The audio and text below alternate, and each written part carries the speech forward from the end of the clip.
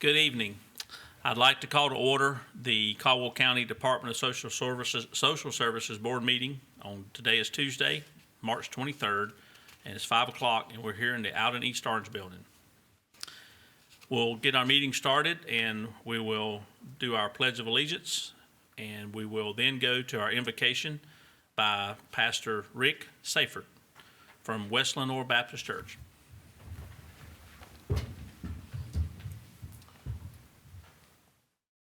I pledge allegiance to the flag of the United States of America and to the republic for which it stands, one nation, under God, indivisible, with liberty and justice for all.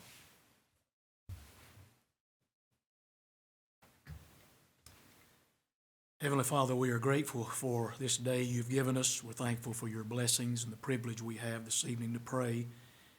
We ask, Lord, you'd forgive us of our sins. Help us to love you, to serve you, to honor you. Lord, you said in your word, if we need wisdom, we could ask of God, and so we ask for wisdom tonight. Thank you for these servants to our county. We pray you'd give them wisdom and guidance, and pray you would help each decision made here to be to your glory and to help each citizen and each person who stands in need. We love you. Thank you for your Son who died for us at the cross that we could have eternal life. I pray all of this in Jesus' name for his sake and glory. Amen. Amen. Thank you, Pastor. You're welcome to stay, or if you'd like. I understand. All right. We'll move on through our agenda here. We need a motion to approve the last minutes from the meeting from the last meeting. I'll make a motion to approve. Second. Have a motion and a second. All in favor, please say aye. Aye. Aye. And I missed number 3. Do we have any amendments to the agenda? No amendments. Okay. All right, next on our agenda is items for discussion. 2022-2023 budget proposal. Mr. Will Wakefield, Director, and Chris Conley, Business Officer. Today, I think we met with each of you probably a week and a half ago. We do bring our budget for approval so that we can pass that on to the county, and then the county can go through its budgetary process. So as we mentioned the other week, our budget that we are seeking approval is for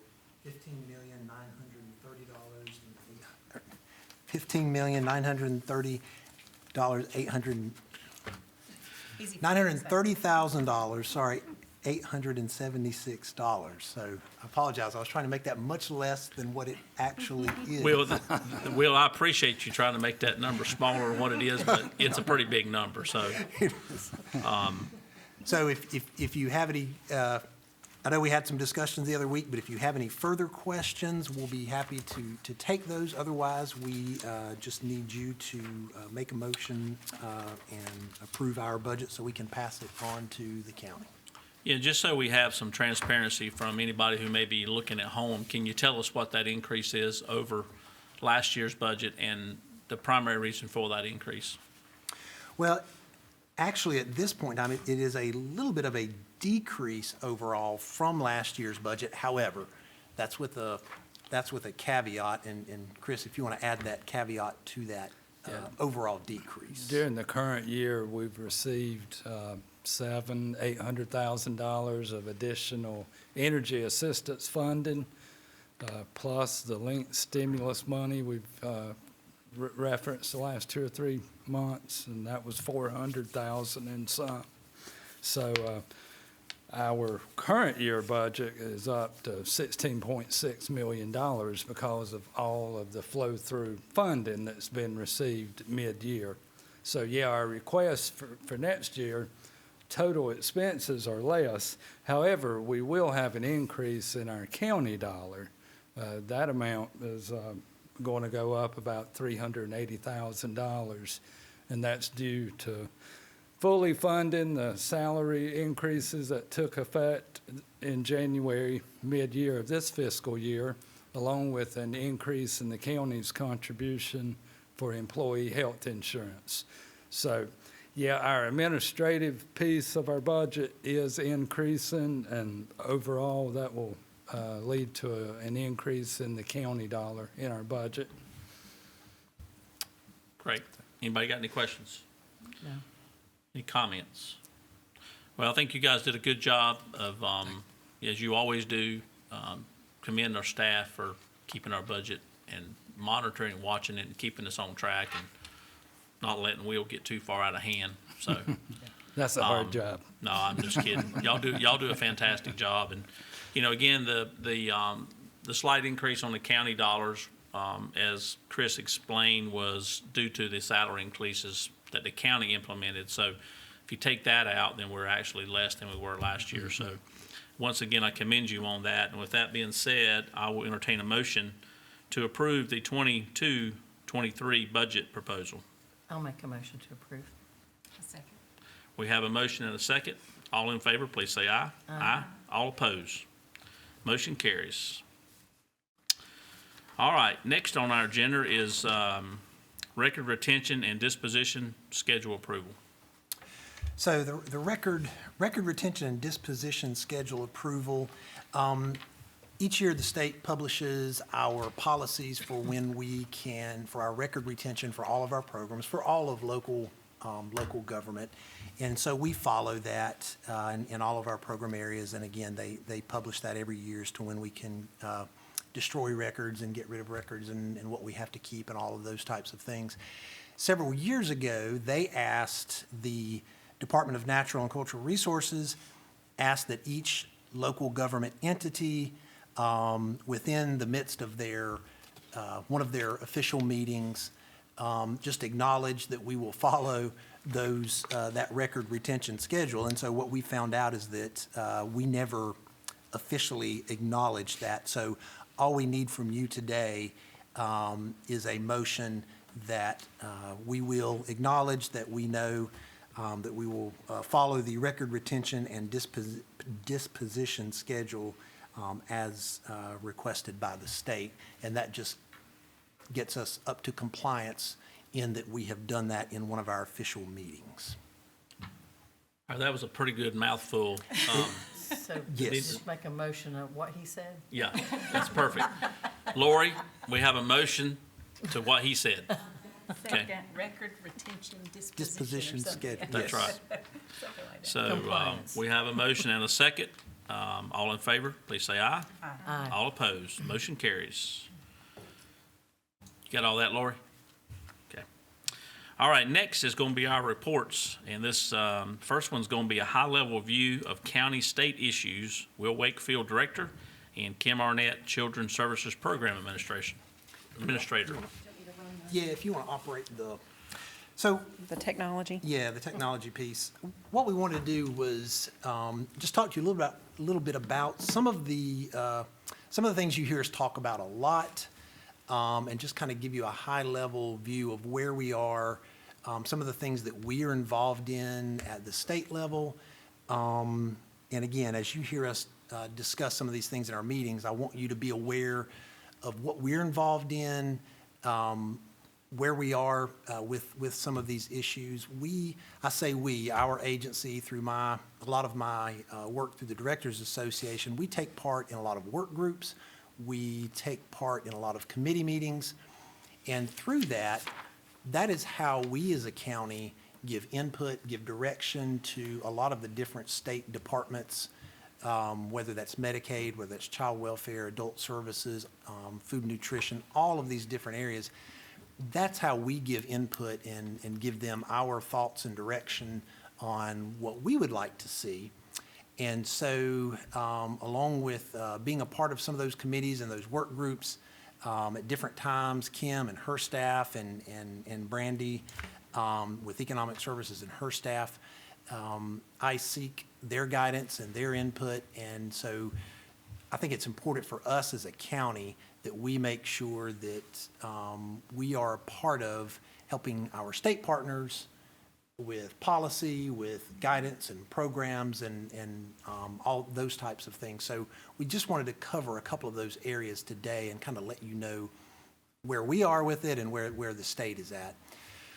So one of the first areas is Medicaid expansion possibilities, and Medicaid expansion is, you've heard about that for years now. It's kind of been a political football for a number of years now, and that has, some of that has changed a little bit. Some of the, there's a little bit more political will to see something done. Our legislators have formed a work group, and they have started some meetings and begun that process. I think there's a recognition that there are some federal dollars that are being left on the table. And so our state is kind of taking a look at that to see what might be in it for North Carolina, how might that be helpful to some of our citizens, and to make sure that we are getting some of that reimbursement that maybe we're missing out on from a Medicaid standpoint. So those discussions are happening.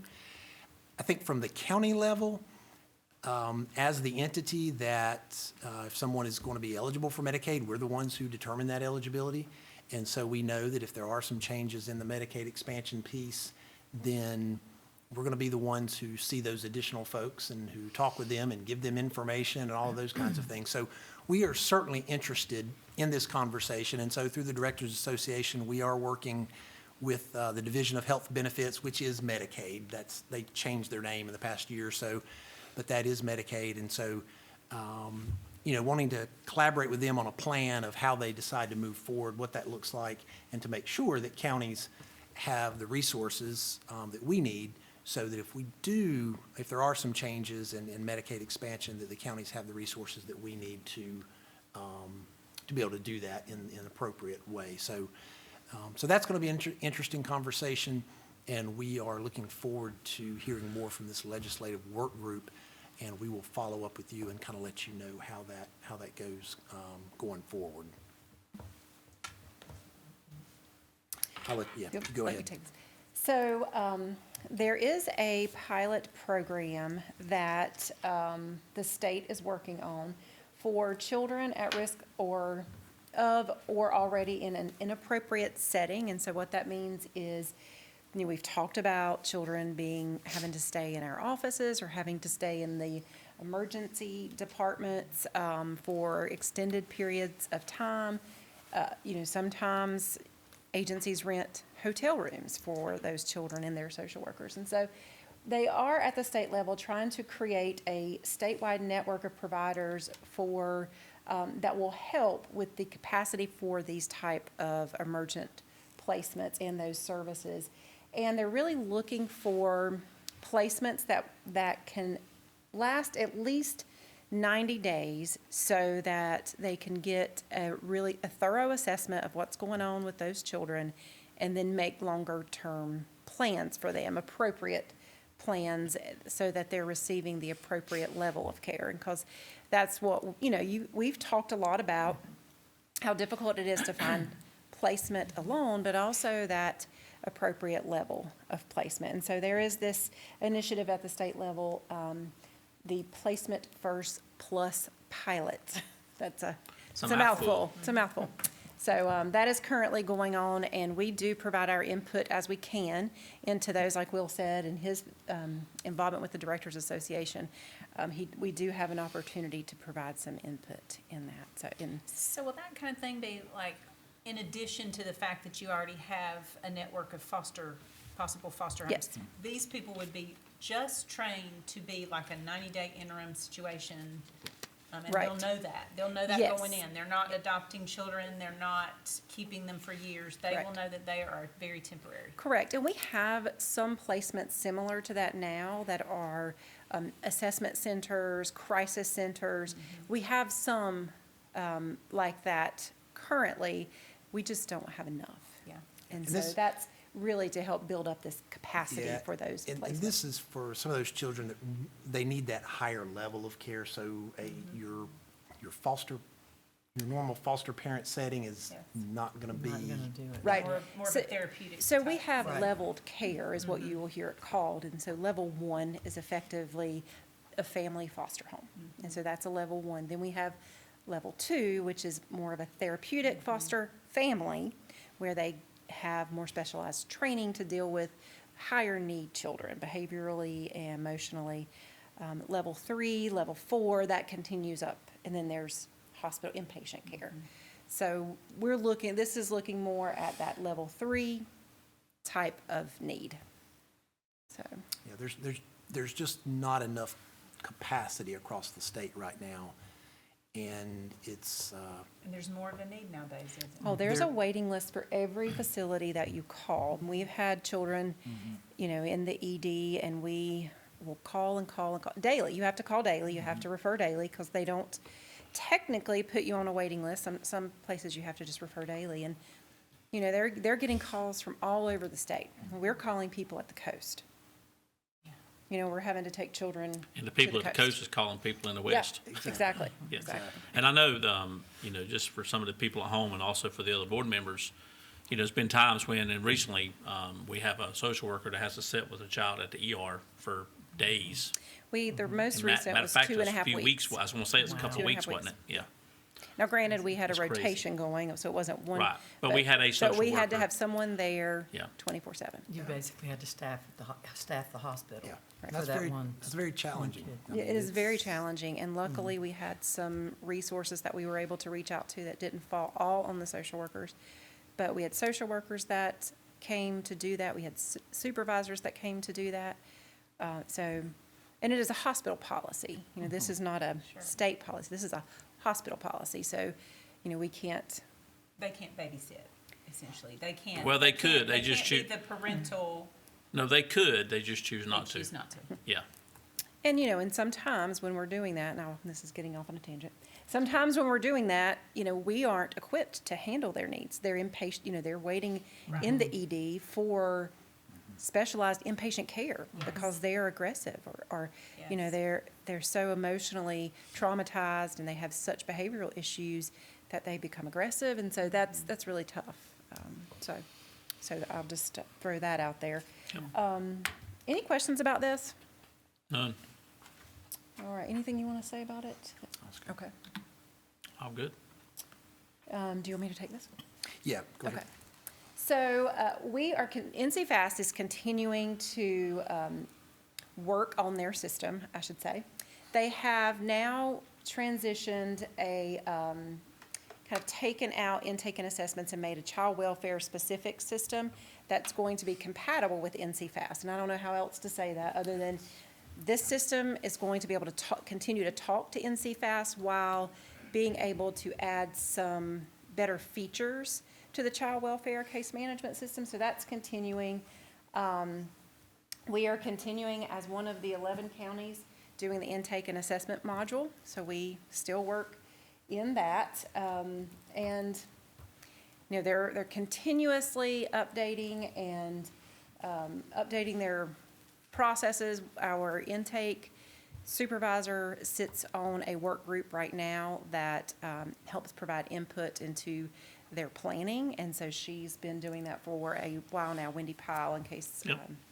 all of you know who she is, and so she's been sitting on that, and she does a very good job with relaying what it is the counties need, because as Will was talking about us providing input for the state in their different programs and processes and changes to policy, it's really important that we provide that county view, that county perspective, because once you move to the state level and you're working, you become removed, and not intentionally, it's just that's the way that happens. And so we have to be able to provide that county perspective. So she's been participating in those work groups and meetings.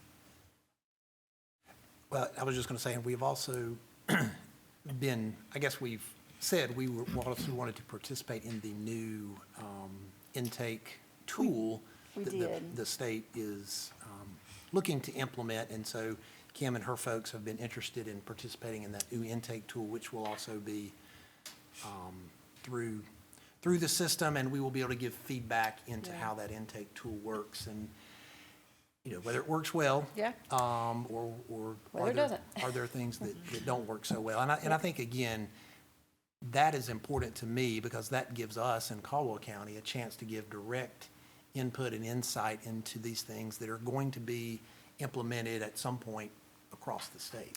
We did a they called it a testing of the new intake tool. And what he means by intake tool is when someone calls in a report, it's what we fill out with the information that they give us.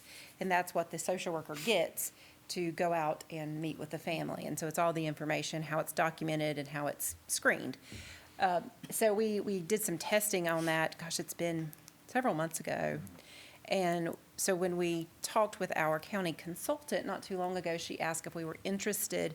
Once they got that tool to a more finalized stage, would we be willing to pilot it? And we, of course, said yes, because that, piloting that doesn't take a lot of extra staff time or staff energy, but it does give us the opportunity to provide some feedback to them. So we're hoping that we are able to do that. Kim, how long have you been piloting this module? Oh, gosh, when did we go in and see guys? 2017, 18? It's been at least At least This three. 2 to 3 30-page years. It's been three. I was gonna say 3 about years? 3 years, because it happened when I was on the board, so I Yeah. can't remember. Yeah. I was going to say about 3 years. I was Yeah. actually looking back at some notes from when we had to do a lot of the training and a lot of the, just everyone learning the system. And so It's lengthy, isn't it? it wasn't expected to be a pilot for this long. I gotcha. They were expecting to move forward with more counties coming into the system, but that was halted right after we went into the program. And actually, some of the counties that went in with us pulled out because they got the option to pull out or stay in, depending on what your county decided to do because of all of the issues they were having with it. So we decided to stay in the system because we had really put a lot of effort into training, and it was working. It was working for intake and assessments to our, I won't say to our satisfaction, but enough to where we could manage it. It worked. It worked. This is actually one of those situations where the state was going in a certain direction with this system, and counties basically said, it's not going in the right direction. We're just not going to use it if you don't kind of change tact a little bit. And so they had some changeover in some folks, and I think got the right people in place with the right insight. And so they've taken a little bit different direction. So what they're doing now is definitely going in a different direction than where we were headed, because the counties just said, there's no way, we're not gonna do that. And Yeah, basically, just when they first rolled it out, it wasn't ready. Yeah, You know. yeah. Makes sense. And, the foster care piece, the permanency planning piece of it was just not, A it was disaster. not at all what they wanted it to be or what they needed it to be. And so I have hope for the current plan. Well, hope is good. Yeah. Hope is good. So the last slide for this piece is, you've heard us talk about our audits, all the time, and guidance around audits and staffing and those types of things. And so again, counties and our Directors Association, we have put in quite a lot of effort and time into talking with our state partners about their audit processes, and adding, kind of working on that structure. So I know we talked a couple of months ago about some of the different divisions, programs, departments that feed into the Department of Social Services. And so up at the state level, you have all of these different divisions and departments. They're working in their own little silos, and everything works great in their little silo, but you filter all that down to us, then we have to take all of that and we have to make some sense out of it and work with it. And so we kind of continually remind them that, you've got to remember, we're one agency doing all the work here at the county level. You're 10, 12, 13 agencies feeding all of this to us, and so we've got to make that into something to where it functions for us. And so one of the other areas is we are asking them to to keep their policy, their guidance, and their training in line with their expectations. If you are going to have a certain level of expectation for our staff to follow certain policy, then first of all, you've got to give us good training on that. You can't just kind of send something out and, hey, watch this video or what have you, or send out this, we get an email that says, well, just start doing this. You've got to give us some level of training so that our staff understand what they're doing. Otherwise, don't come do a review or an audit and then ding us on it when you didn't give us the appropriate training that we need, because that is, staff get very infuriated and frustrated with that because they feel like they're doing a good job, and then you get dinged on something that you were never trained on. The other thing that we have been clear on here in the past several months with our partners is to remind them that not only, they are in a staffing crisis, and so when we come to them and ask for guidance or confront them with concerns or issues, sometimes the response is, well, we've been through COVID. We've got some vacancies and those types of things. Yet when we go through one of these audits, we're still held accountable to the same policies and procedures and standards, regardless of staffing crisis, regardless of COVID or whatever. So we've had several meetings here in the past several months, and just kind of really pushing that point to say, you can't say, well, we've got this staffing crisis and this issue, and then turn around and expect the same productivity and the same expectations. Little hypocrisy going on there, yeah. Well, are they hearing that? I think they are. We've been pretty, here recently, we've been pretty upfront with that, and so we're continuing to have some discussions with their leadership around, what does that look like? And so what are, here are some of the areas that we're struggling with. If you don't have the capacity to train us and/or give us the appropriate guidance and information, then when you come do your audit, we're going to make sure that if you start to ding us on something that just last month we were trying to get some information on or trying to get some sort of guidance on and we couldn't get it, we're going to remind you of that, because we have to have the guidance. We have to have what we need to do the work, and And then the then not staff be to do held and the staff to do it, Yeah. and not be held to Well, it's good you're speaking up something. about it. So. Yes.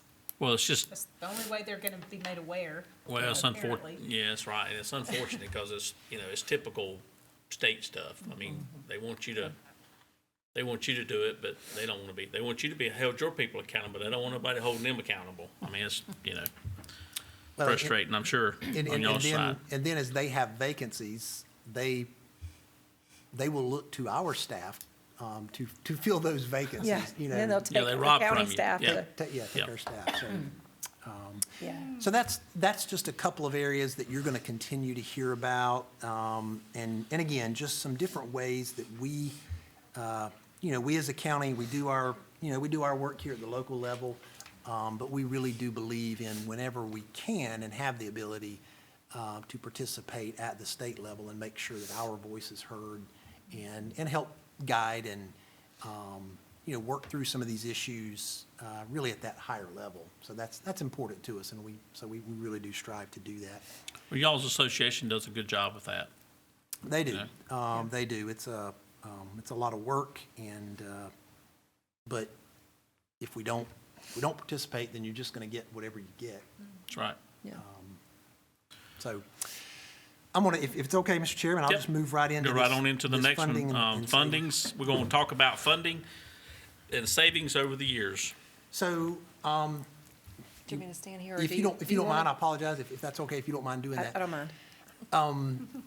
So what I wanted to do, Chris and I, we were kind of looking back over the past, 10 years, 8 years, and just talking about some of our different funding streams and kind of where we've been. So what I want to say first is that our job, or I don't feel my job, is to first and foremost save money. That's not what I'm here to do. That's not what we're here to do. Our job is to make sure that we provide the services and benefits and resources to our community. So I don't want you to hear that. That is first and foremost our job. However, we all know that funding and is important.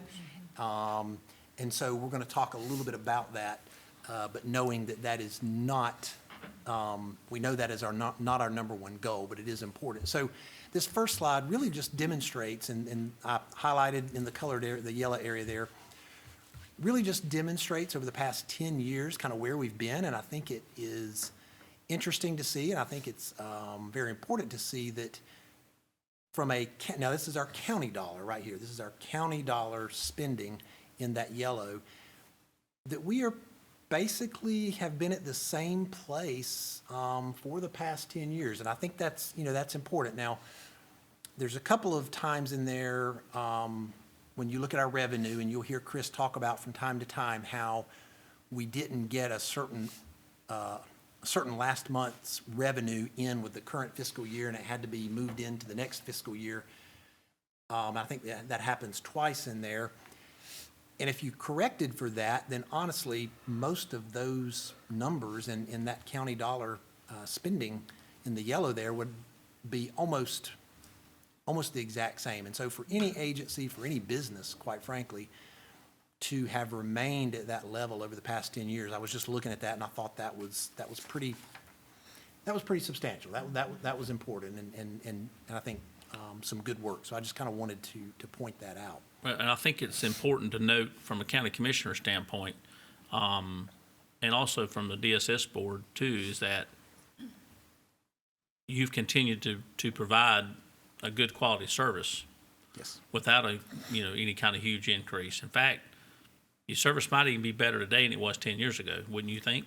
I hope so. Yeah, I mean, you got more experience, right? You got more experienced people, but you've also done that in some very difficult times Yes. over the last few years. So that's a very encouraging number, and I'm glad you brought that to our attention. And because it's important, to make sure that we are spending controllably, that we keep it controlled, Yeah. but at the same time, we continue to provide our community with the services that they deserve, the quality of service they deserve. Yeah, so I think what you said is a good way to put it. Stewardship is we want to be Yes. good. We want to be good stewards. Yes, and you have been. I mean, it's, but we're pretty fortunate because we have a director and finance officer and staff that's pretty conservative as a general rule, as a person. You're conservative by nature, so that's a good thing. So it's greatly appreciated. You're not out here asking for stuff you don't need. Is my point. Right. We try. Yes, we do. We try Yes. to be smart with our what we ask for in our Yes. our funding. Kim, if you'll click to the next one. Now, what I will say is, sometimes you're lucky. Sometimes you do a lot of hard work, and sometimes it's a mix of both. And so I will say there's, in all of our funding, there's a mix of both. And so back in 2015, and Donnie, I think you had just started on the commission board right around that time, and you may or may not remember, but Medicaid as a reimbursement source for, I don't know, decades, I guess, had been at a 50% reimbursement. And so right around 2014-15, Medicaid went to an additional 25%, making it 75% reimbursement. And so, as you can see, we put this up here because you can see that was a huge influx of additional revenue, because we were drawing at 50%, and everything we were drawing at 50%, you added 25% to that. Now, at that same time, the reason for part of that from Medicaid standpoint was to help with counties with some staffing issues because of the staffing issues within Medicaid. And so we were able to add some staff at that point in time. However, even with adding staff, the additional revenue that we were able to bring in, it covered those staff in twofold. So that's kind of been one of those areas where we have been able to help sustain those first figures in terms of our county spending, is because we started bringing in this additional Medicaid revenue. So that's just a very important point in time over the past 7 years. Kim, if you'll click. Yeah. This one you can't see well. I apologize. The numbers are a little bit smaller than what they should be, and I don't know if you can see that on your screen well, but I just want to touch on our foster care savings, and so highlighted on the right. If you can see that, you will just notice that our county spending in foster care has decreased since 2015, and there's several reasons for that. Again, there's a little bit of luck involved in that. That luck comes from some funding sources. It comes from just a number standpoint in terms of children coming into custody and those types of things. That obviously impacts your spending. But you will notice that really since that time, we've moved up to probably saving around, on average, close to $250,000, $300,000 in savings within that foster care. But I also believe a large part of that is due in part to changes in some of our practice and what we have done over the past probably a good 5 years. You know, from the time that you get a report and you start working with a family, that initial touch with that family, from the time you start that process, that is going to impact to some degree whether or not a child ends up in foster care, whether or not a child never ends up in foster care, and all that continuum in between. And so we have really worked, I think, over the past 4 to 5 years to really focus on making sure we have enough staff working those initial reports, making sure that we have the appropriate amount of staff who are working in-home services. So if we do need to work more, specifically and consistently with a family, that we have staff that are able to do that. And then at the same time, if a child does end up in the foster care, you need to make sure that you have good practice and that you have the staff available to work with those families in a way that either A, helps that child get reunified with that family as soon and as appropriate as possible, or do we need to move on to some other permanent placement, permanent setting? And so if we're able to do that in an efficient, effective manner, then that is also going to help us move those children out of foster care quicker, which is going to help you then work with the families who are coming into foster care. You're going to be able to kind of reduce those caseloads and work with those families in a better way, and you are going to reduce your cost. So I think Kim and her staff have done a lot of good work over the past several years.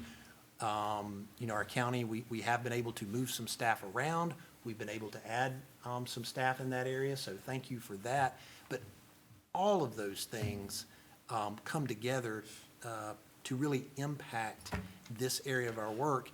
And that also includes a lot of hard work by our accounting staff, because as we talk about all these different funding sources, it's not just about having the funding. It's kind of how you work with that funding, how you make sure you're maximizing the funding, you're putting the right numbers in the right places, and you've got your staff, coding the right things in the right places to pull that money, and how important that is. So all of those variables come together to, I think, reduce the children that we have in foster care. It reduces the expense, and so I think we've done some good work around that. Again, there's always some luck involved in that, but I also think there's been a lot of good hard work involved in that process as well. And then the last thing, new funding sources. We are always looking for ways to maximize current funding and find new funding streams. That's something that Chris and his folks in accounting do, and our staff across the agency. We're always looking for different ways that we can make sure that we are maximizing and using the funding appropriately. Just this year, we're projected to add about close to $80,000 in new revenue for our adult services area. And you may remember me saying this in the past, our adult services area is one of the least funded areas from a state and federal level, and we're working on that. That's another one of those topics, one of those things that we're working on.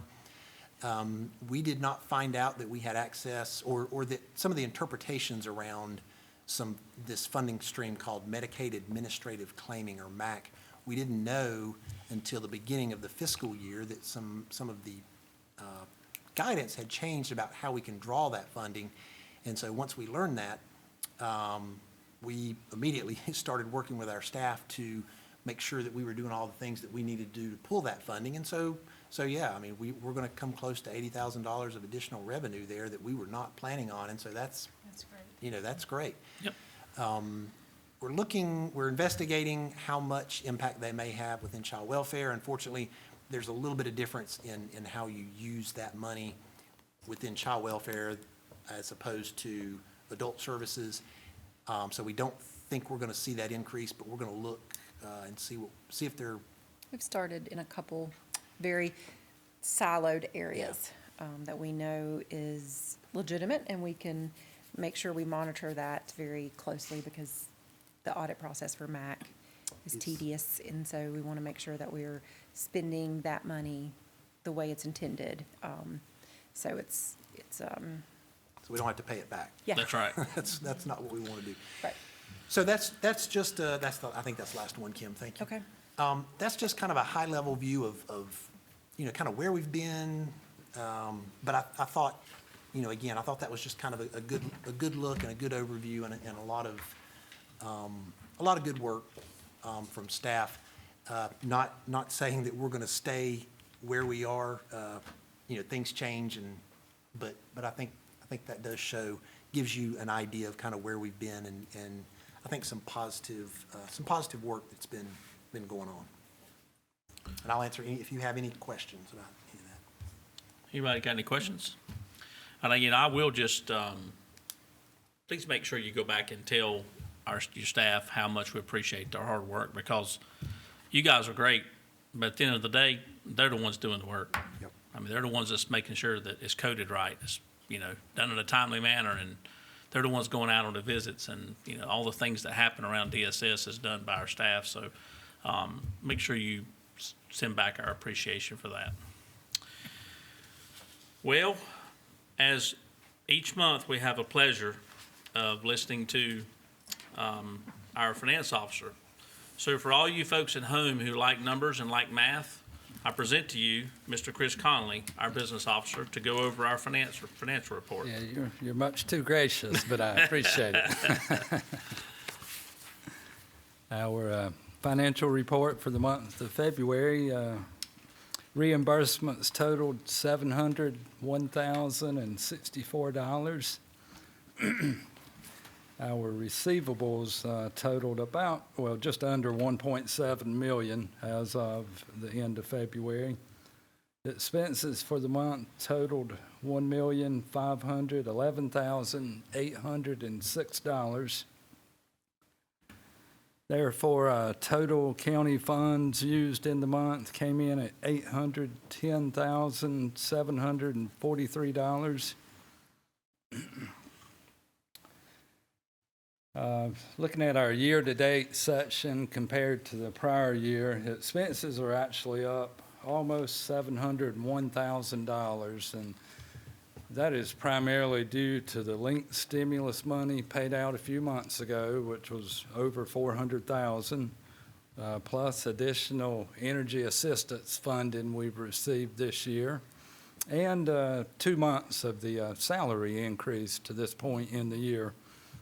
That would be the smaller piece of the increase, but those are the three main reasons for the increase at this point compared to last year. Revenues are actually down $318,000.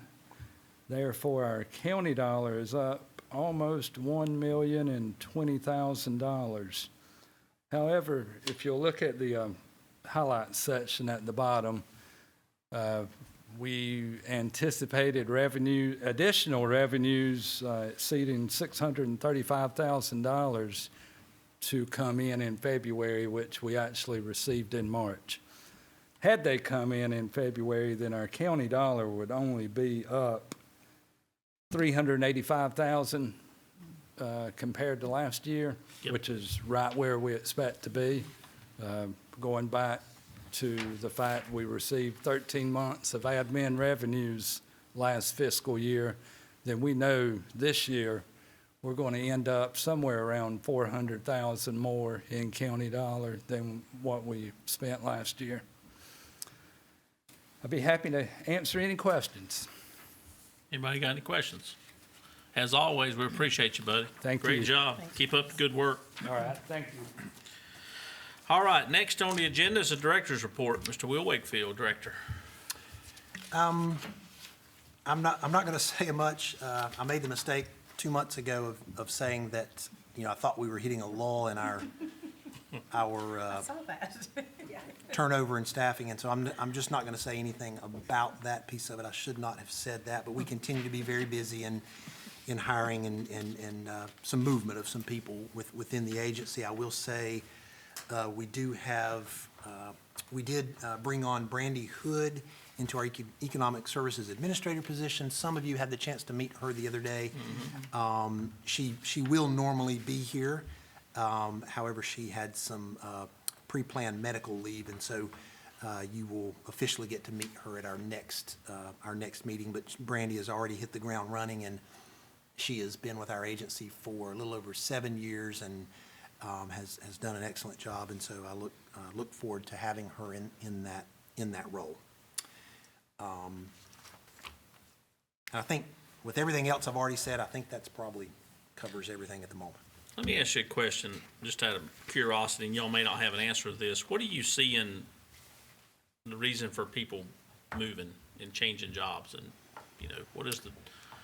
We've, it varies across the board. We've had some, we've probably had several retirements this year. Okay, And I look for us in the next several years. We have a number of folks who are getting right at that level. We probably have a little bump there. So we've got several of those.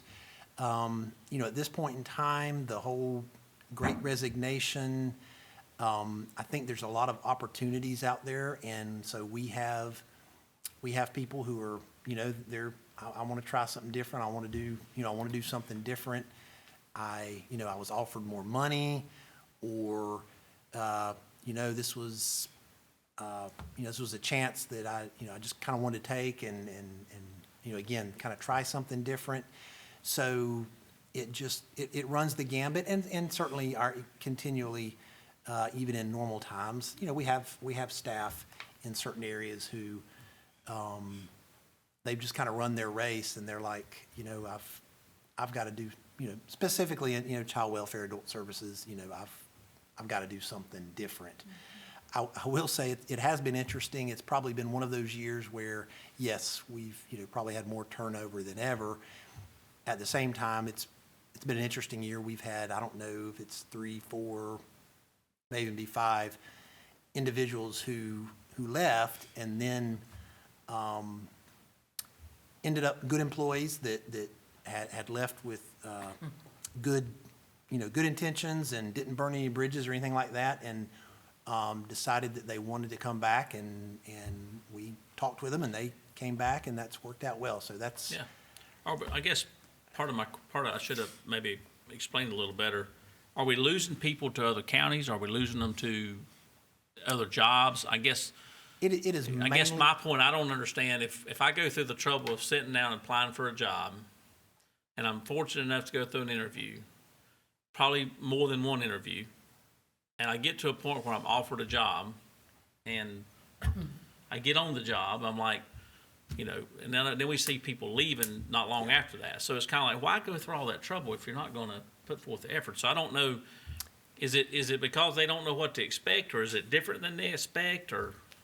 That's a hard question. Most of the time... I know it is. Yeah, it is not to another agency. We have very few staff that go to another agency. That's kind of what I felt It's usually was the case. something different. Yeah. I'll give you an example. This is interesting. This just happened recently. And this is how wide open the job market is. We had someone, we were filling a position. They did their interviews, had this candidate who had great references, was very excited. Came near time for this individual to start. start their employment, and they called, and they just, they had some questions, and they were just kind of, basically, they were starting to rethink, well, I may have this going on, I may have this other opportunity, I'm just not sure. And so I told the supervisor, I said, well, all you can do is say, here are our expectations, they're the same. We went through our interview process, we interviewed you, we liked you, you had good references. You've got to make that decision about what you do. We need someone who can do A, B, and C, and, so you've got to make that decision. And so that individual then came back and said, well, I'm just, I've got some other thoughts about what I want to do. It has been very challenging. We have had more people where we have called to set up interviews, and we don't ever get a call back. We don't hear from them. It is just, I think it is so wide open right now that if you want a job somewhere, it is you can pick and choose, and I hate that because it is very frustrating. Oh, it's got to be. And that's the reason I was asking about it, because it just seems to me that, like you said, you can kind of go anywhere you want right now and get a job, because nobody wants to work, unfortunately. And the ones who do want to work, that's an open market. I mean, you can get what you want to get, It is challenging. Yeah. It is challenging. All right. Anybody got any questions for Will or comments? All right. Next is Children's Services and Adult Highlights. Ms. Kim Arnett, Children's Services Program Administrator. So I want to actually talk just a little bit about what you guys were just talking about, and the turnover and qualified applicants, and what that's been like for us in regards to our statistics. And you'll see for the month of February, for our assessment area, we increased by 40 just in February. And so, when you think about that, that doesn't seem like that many, but right now that's in child welfare and across the state in child welfare, assessments, investigations is the highest, that's the area with the highest rate of turnover. And that has been, and that will continue to be. It's just a very crisis-oriented position. You never know what you're going to get day after day.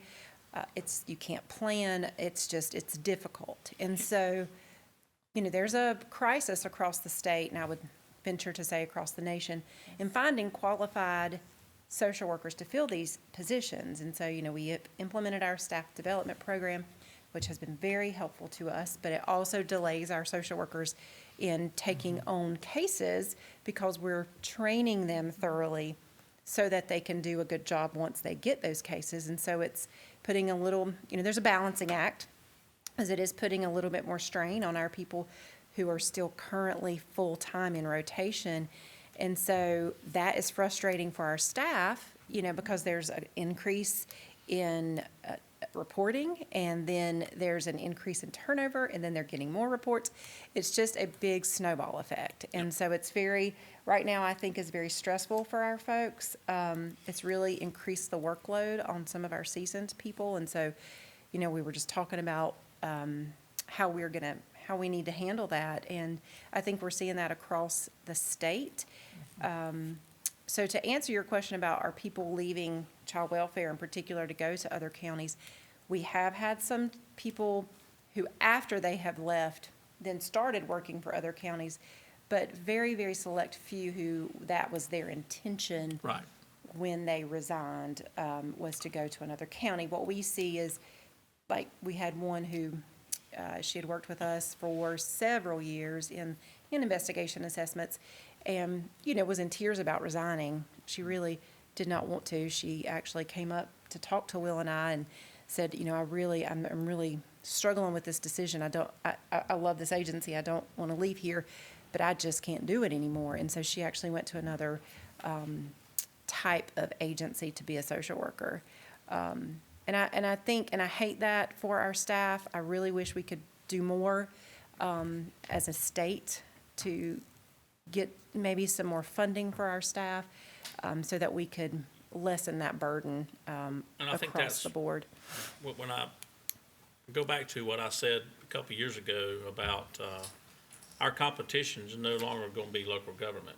Our competition's the outside Yeah, sources. yeah, I think you're, I And mean, that's you're why right. we have to make sure we stay as close to competitive from a salary standpoint, because my guess is the majority of the people that leave for more money. And, you know, Or is that not the Or case? less stress. it's some, honestly, I think that in a lot of the cases that we've seen recently, it's not been that. Okay, well, that's It's good. been less stress, which I think that if we could reduce turnover, get qualified applicants, get people trained where they stay in that position, that will in turn reduce the stress Yeah. of the job. Now, the job is always going to be stressful and hard, but at least we can help with that piece of it. Does App State have a social work program up there? They do. They have a very good social, Have we ever hooked solid. our horse to that wagon? Yes, we have. Because that's, I mean, they're right up the top of the mountain there, so. Yeah, we've Yeah, talked to them. We ask, you know, we're open, we've had interns in the past, you know, those types of things, so that if somebody comes in, does an intern and they do well, then hopefully, we That's have right. hired some in the past. We have, yeah. That's actually what we really like to do, because then you get all the training done during That's their right. internship. So then when, you know, you hire them, they can start. And we actually were hosting an intern this semester, but she up and decided to move to California, Oh, wow.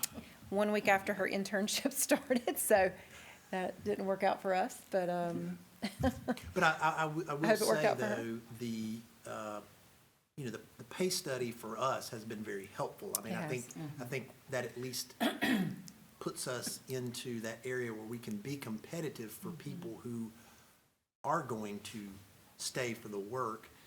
But I think what Kim was basically saying is that there are aspects of just this type of positions that at some point, it's not gonna matter what you pay. It's, Has the caseload per social worker gone up? it has gone up. So over the past several years, for an assessor, we were lucky to stay around 6 or 7 reports a month per assessor. That's fantastic. I think what happens is we have months that peak, like February, and, you know, assessors are getting 11 cases, 10 cases, and then they're really complex, and then they have to spend all their time, and then they have begin to get a backlog. But then you have turnover, and, you know, it means you have less people to spread the work. So while, you know, if you had 15 assessors, which is what we have space for, would be fabulous if we could keep that From constant. there, yeah. And maybe they would be getting 4 or 5 cases a month. Well, we have 5 that are getting, you know, full rotation. And so all of that is now condensed. Yeah, I get it. And, you know, it's hard to say to them, just stick it out. Because, you know, you see how tough it is. Please stick it And out. Maybe Please you stick it out. maybe you start using the word "please stick it We, out." They stay. I believe don't me, know. we do use that word. I'm just kidding you. I will also answer your question, and I don't mean to belabor this, but I will answer your question about, do they know what to expect? You actually asked Yeah. that. And Because we've it's a actually, hard job. It is a very hard job. Yeah. And if you haven't done the job, or you haven't known someone who has done the job, no, you have no idea what to expect. Right. So in our interviews, we try to do a very good job of, here's what you're going to experience. We're actually, we met, Will and myself and our staff development supervisors met the other day about recruitment and what does that look, how can we bolster our recruitment efforts? What can we do differently? One of the things we talked about for child welfare was making a video. And there are some, actually Durham County, I think, has a video of the day in the life of a social worker. So that maybe that helps a little bit to explain, this is, if you've never done this work, this is what you'll be doing. But we had someone recently say, I had no idea what y'all do. I thought it was gonna be easier, you know, and. Yeah. No, that's And the reason, so, that's yes, the reason people I asked, come because and- it's a hard job. Yeah. People And you're come, they sitting don't know. outside, sitting outside looking in, you think, wow, man, this is a government job, this is gonna be easy right here, and it's Yeah. not. No, not I'm at gonna all. say something super radical here, but, okay, so we've got space for 15. Mm-hmm. Do we have the funding to pay 15 people? I mean, we do, it's, Okay, so if we're giving these people triple the work, I realize they wouldn't be able to keep that level of pay always, but let's say they've got, a normal caseload would be 6 or 7. Yeah. And they end up with 21. You know where I'm going with that? Yeah. And then once someone else was hired and that was leveled out, they would know ahead of time that that would decrease somewhat according to the number of cases. But is there no way we can do that kind of thing? I mean, because we're essentially asking them to do, Kind of a flexible, jobs. Yeah. pay. Yeah, what Almost. she's saying is Yeah. taking the money from the empty positions and Yeah. give it to the person that's doing the job. Right, right, Yeah. and they would know. Whether it be through a bonus or be through a, yeah, And they would You know. know that that wouldn't be a guarantee always, Like a but temporary. yeah. right, Yeah. if those positions start to be filled and their caseload is lessened, that would correct itself. Yeah. Is that I'm even gonna an let option? Will, I think that is something, I think that's a good idea that we can certainly investigate as to what's the potential of that. I mean, I think that's an interesting, I mean, I if, think, yeah. I think she's absolutely onto something regarding rewarding the people that are doing the job, who are taking on the extra work and going over and beyond. And I think, part of that will maybe too is when we come to the merit increases this year, because this will be the first year we've ever put a merit increase in the budget. So there'll be a merit opportunity as well for that person. So, Yeah. but I think she's absolutely right, is, you got to figure out a way to kind of think outside the box. Yeah, because we And want do to hold on something to those different, people. That's unique. it. Do Yeah, what? I mean, we We're- definitely we're want to hold asking on to them. those people. Yes. And Well, in it's any kinda other like- job, if you're doing 3 people's jobs, you would probably be paid more for that. That's And so right. I'm thinking, why? I realize there's a lot of moving parts with that. You'd have to really figure out a good way to do that. But at the same time, maybe it would help these people, first of all, knowing that you're still actively seeking other people for those jobs. Right. But that in that amount of time, that they're being appreciated too. Right. It feels more like you're being Certainly. I appreciated mean, when they're right, giving we can you- say, and speaking of, we can talk Yeah. about social worker appreciation, which I will talk about that in a minute. But I definitely hear what you're saying. Yeah. I think no. it kind of like where everybody's doing these incentives to, if you come to work at McDonald's, we'll pay you this much money. Well, what about the poor fellow that's been working Well, there the whole time? there's a lot of private places that are paying, Yeah. But they quite a won't, bit but of, they're not I mean, paying the people that are working the they're incentive. they're advertising to No get, yeah, loyalty new pay, staff. Yeah. just No. like, Right, and loyalty Charter pay is a and, good thing. That's right. and, Absolutely. T-Mobile. Yeah, absolutely. All right, No, I great think idea, that's, though. I think that's a Great idea. definite, Good, yeah. a good idea to look Good into. I discussion. really appreciate that. So I'll just go quickly over our numbers. Our in-home numbers have increased just a tad. Our foster care numbers have increased, some in February. We did see a little bit of a increase there. Our adoption finalizations were lower in February. However, we do have quite a bit pending. So we, expect to see that number, increase in the next month or so. Real quick, we do, to add on to the audit discussion that we just had, Child Welfare is undergoing a couple audits. It's called the Child and Family Services Review. So in April and May, our county consultant will be reviewing a couple cases in April and a couple cases in May. And so they'll be doing that remotely, and then we'll be talking about what they find in those files. Just an example of what Will was saying about how the county, when they get somebody hired, they start hitting you with things, and, we're saying that's tough on top of everything else we've got to do, but, we manage, and so we'll be going through that in April and May. So speaking of appreciating our social workers, which we definitely appreciate our social workers, and I hope that some of them are watching so that they hear that. And we did the, social worker appreciation is in March. And so this goes for both child services and adult services, and, of course, social workers across the county as well. But we did the proclamation at the commissioners' meeting, and this month we've had some special events for our social workers at the agency. We had a couple social workers, Monique Presson and Leah Allen, who really took on the role of coordinating activities and did just a blow-up job with that. I think they really did a good job, and we actually did something special for them because they're social workers too, so I didn't want them to miss out on feeling appreciated. But they reached out to community agencies. They got donations. They got donations from Chick-fil-A. There was Least of These Carolinas is a nonprofit who came and did prizes for our social workers. They provided lunch from Dough Brothers Pizza one day. First Baptist Church did a breakfast for our social workers yesterday great. morning. All through the week last week, we had little treats here and there. We had like drinks for non-alcoholic drinks for our social workers during the day. We had little snacks that they were given every day, that with a little note of appreciation. So, I really hope that everyone enjoyed that. It was a very kind of lighthearted week. I felt like people would really took advantage of some of So those things morale and booster enjoyed for it. sure. Yeah. I think the day I came up by the agency, the Doe Brothers Oh, was out there and people were getting pizzas. Did you get you something?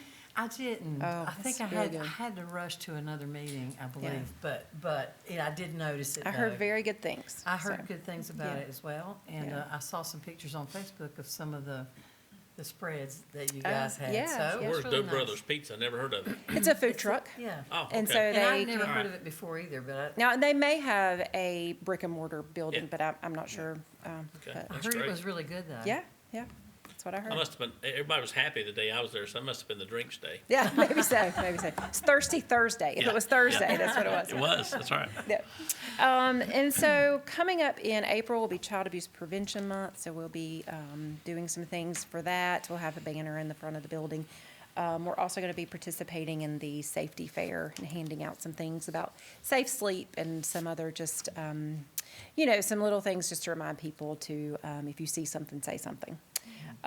So adult services, their numbers have been pretty stable over the past month to 2 months.